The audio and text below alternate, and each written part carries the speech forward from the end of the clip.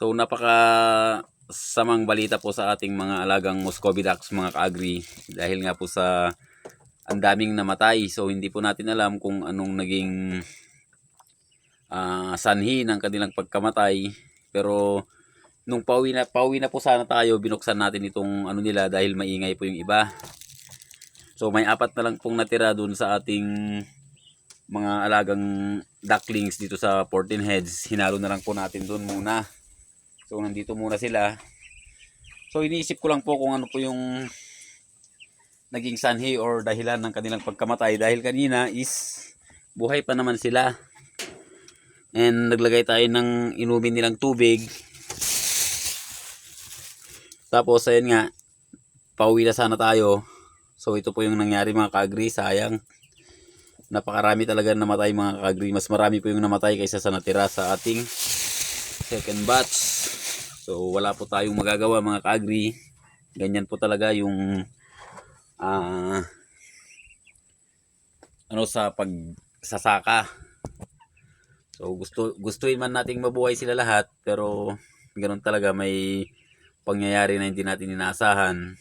So nakakalungkot lang mga ka-agri dahil ang lalaki na po nila. So sayang talaga mga ka-agri. So iniisip ko talaga mga ka-agri kung anong naging problema. At okay naman itong kanilang brooder. Hindi kaya sa sobrang init siguro to. Baka na heat stroke po sila mga ka-agri. Buti nga may 4 pang natira. And sa mga manok natin is okay naman. Nandito naman sila mga ka-agri, and nagtrabaho din tayo kanina. Tapos naglalagay na po tayo ng net dito sa ating kulungan, dahil nga sa ikukulong muna natin itong ating mga alaga, dahil nga sa sobrang maamo sila. Kung saan po sila at sumusunod pag may dumadaan dito, baka madisgrasya nga. So nakakapanghinayang talaga mga ka-agri yung ating ibang ducklings. So sa susunod is na lang natin, talagang bantayan na lang natin yung nila. Ay sayang yung 10. So yung Brahma natin is maagang dumapo, busog na busog. Malapit na po silang mangitlog mga ka-agri. So dito is ang gagawin natin dito is ililigpit na lang natin sila, ililibing.